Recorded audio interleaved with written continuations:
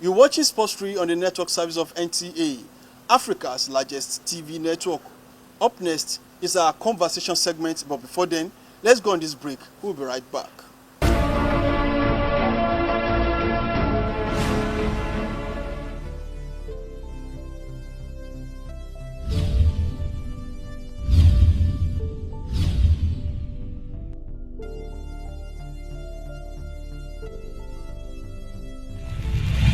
NTA Sports 24, where sports thrive.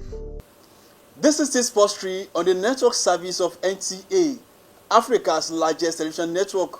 Warm welcome to our conversation segment. And I have with me to discuss the ongoing National Sports Festival and some other sports-related issues. Friday, Aniekan is a grassroots coach, both in the classroom and on the field of play. Coach, you are welcome to Sports 3. Thank you very much. I'm honored to be here this morning. All right, straight to the business. The main sport that is getting attention now is the National Sports Festival going on in Ogun State right there. So what is the feelers you are getting from Ogun State? So far, so good. I think if you look at the Gateway Games 2025, holding at Mushuda Biola Stadium in Abeokuta, it's one of the sports I mostly look forward to from my childhood, because this is where grassroots athletes and sportsmen and women are groomed. Have been discovered and groomed. They're also being discovered.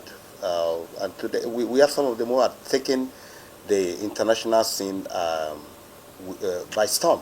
It's a beautiful thing to witness this beautiful event taking place again in Ogun State at this point in time in Nigeria. Is the games in Ogun State living up to expectations of why it is being created?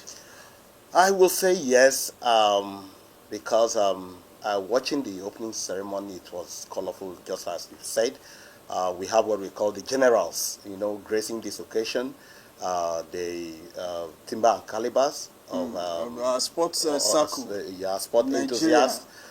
You imagine having the former president of Nigeria, Olusegun Obasanjo, gracing, and then we have the Nobel laureate, also professor. The professor, and then we have the former governors and the rest of them. It's been a wonderful time. Okay, so presently on the medals table, which of its states is actually having the upper hand?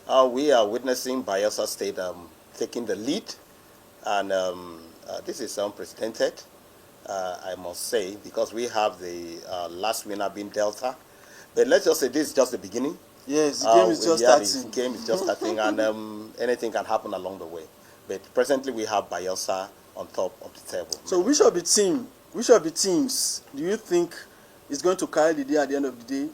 Well, I'll have to be frank with you.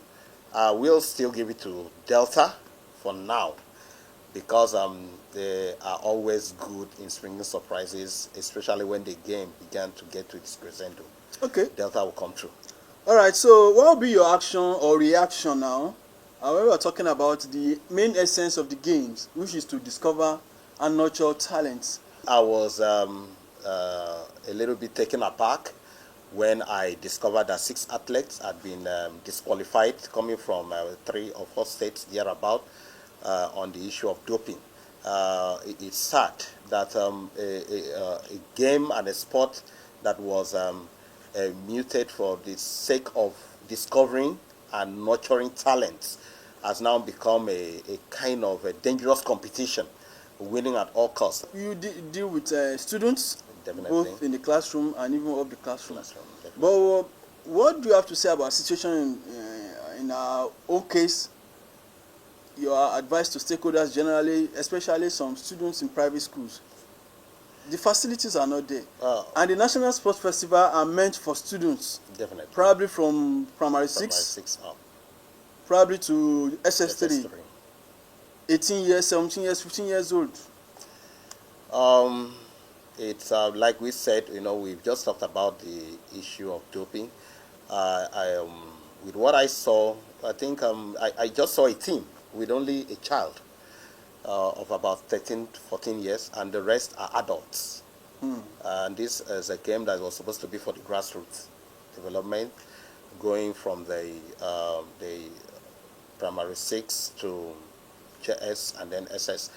I think the country has to sit back, the sports administrators, and then rework on this very issue of getting our young talents from the right place.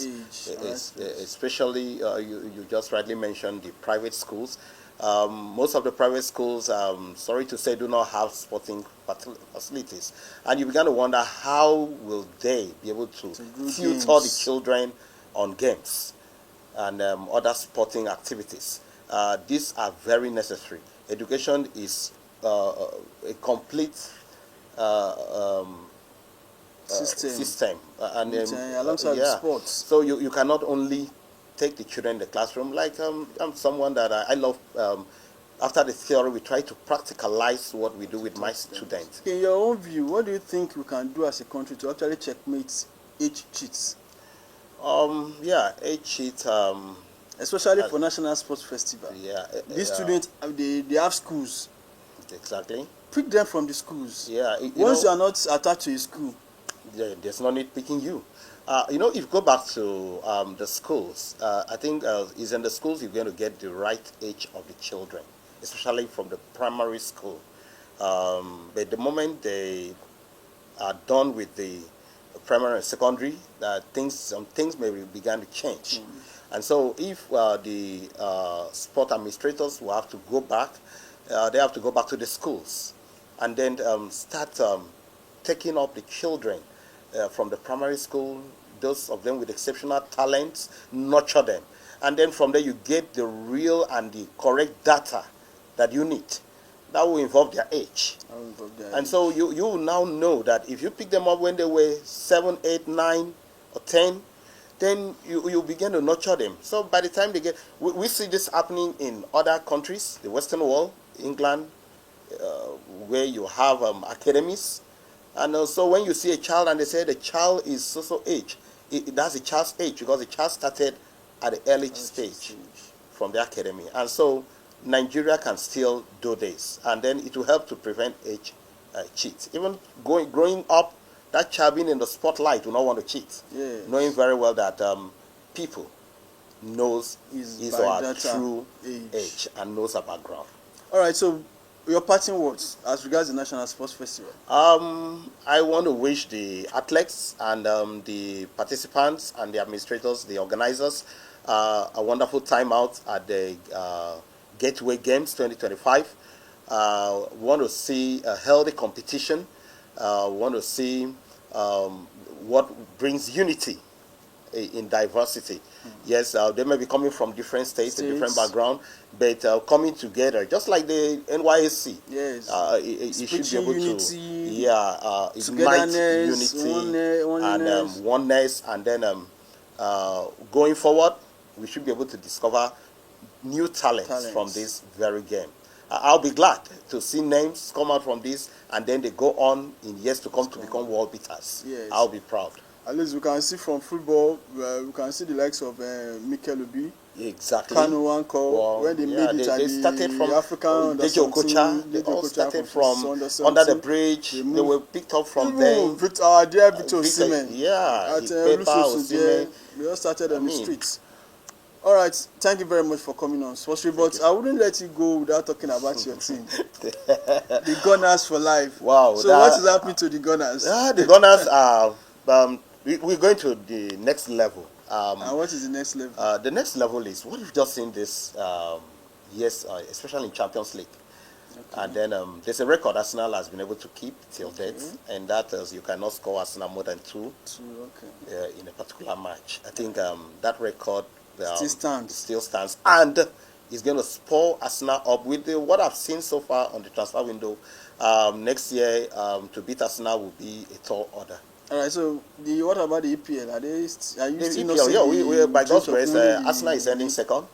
Okay, it's second. Very clear. It's very clear. We're going for the Champions League by God's grace next year. This year, it eluded us, but next year, I'm seeing Arsenal another step forward to pick up the title. Gunners for life. Thank you, sir. And that has been Friday Aniekan on Sports 3 talking about the National Sport Festival, the essence of creating the games, and of course, is our loving team, Arsenal. Said they are coming in full force to ensure that next season Champions League is not going to elude them. Sports Free will return after this time out. Please stay tuned.